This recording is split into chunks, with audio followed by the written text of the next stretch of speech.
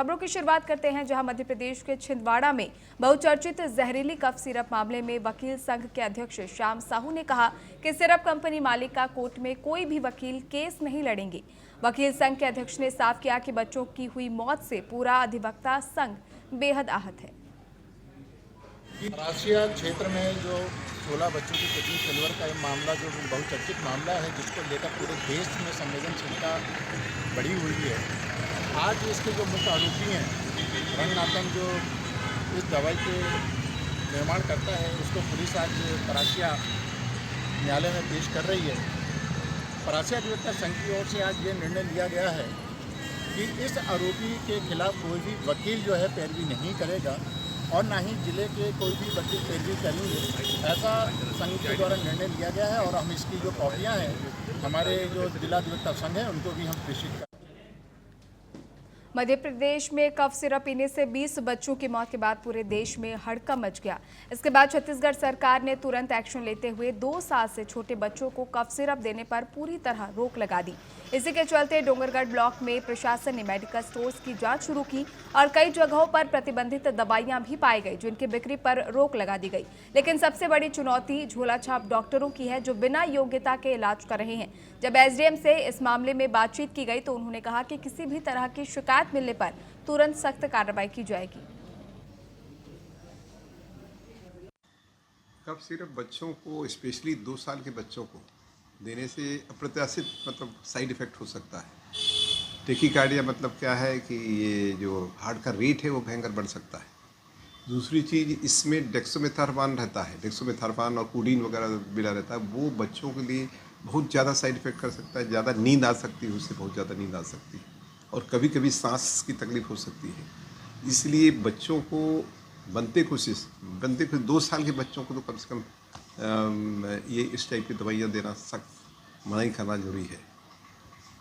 Sir, अभी भी देखने को मिल रहा है मार्केट में कफ सिरप तो चल ही रहा है और कुछ जो डॉक्टर्स हैं वो प्रिकॉशन में बच्चों को लिख ही रहे हैं। कुछ तो क्या है कि कंपनियां भी आ रही है जो बच्चे जूनियर करके ऐसा लिख रहे हैं, पर जूनियर मीन्स 5 से 2 साल के बच्चे तक एक बार चला सकते हो, लेकिन बिलो 2 ईयर्स जो है उसको देना शायद सख्त ठीक नहीं है। वो बच्चे कभी कभी एकदम ड्राउजी हो जाते हैं, नींद आ जाती है बहुत जम के, या सांस चलने लग गई बच्चों को, निमोनिया हो, सिंपल खांसी की दवाई दे दी और बच्चा गया चल जाएगा। सर, आपके माध्यम से सर मतलब आप पब्लिक को क्या, जैसे मिनिस्ट्री ऑफ हेल्थ से 3 तारीख को एक एडवाइजरी आया था, जो कफ सिरप है कोल्ड रिफ, स्पेशली श्रीसन मैन्युफैक्चरिंग कंपनी है जो फार्मा कंपनी जो बनाता है, तो उस पर कंप्लेंट्स थे कि मतलब वो स्पेशली पीडियाट्रिक पेशेंट्स हैं जो लेस देन 2 ईयर्स हो गए और लेस देन 5 ईयर्स हो गए, तो उनके लिए वो रेस्पिरेटरी डिस्ट्रेस टाइप के और CNS टॉक्सिसिटी जैसे इश्यूज़ क्रिएट कर रहा है। इसमें प्रशासन को कार्रवाई करनी चाहिए। मुख्य रूप से तो झोलाछाप डॉक्टर इसका इस्तेमाल ज़्यादा कर रहे हैं, उन पे कार्रवाई आवश्यक है। देवास में जहरीले कफ सिरप से हुई बच्चों की मौतों के विरोध में कांग्रेस कार्यकर्ताओं ने देर रात कैंडल मार्च निकाला। कांग्रेस ने आरोप लगाया कि अब तक 24 बच्चों की जान जा चुकी है और 5 की हालत गंभीर है। वहीं कांग्रेसी नेताओं ने प्रदेश सरकार की स्वास्थ्य सेवाओं में लापरवाही का आरोप लगाते हुए सीएम मोहन यादव और स्वास्थ्य मंत्री से इस्तीफे की मांग की।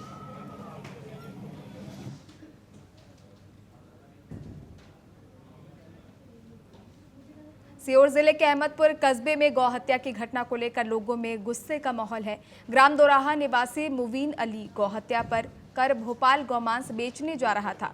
तभी सूचना मिलने पर बजरंग दल ने भोपाल जिले के परवलिया थाना क्षेत्र में गाड़ी रुकवाकर तलाशी ली और जिसमें गौमांस बरामद हुआ।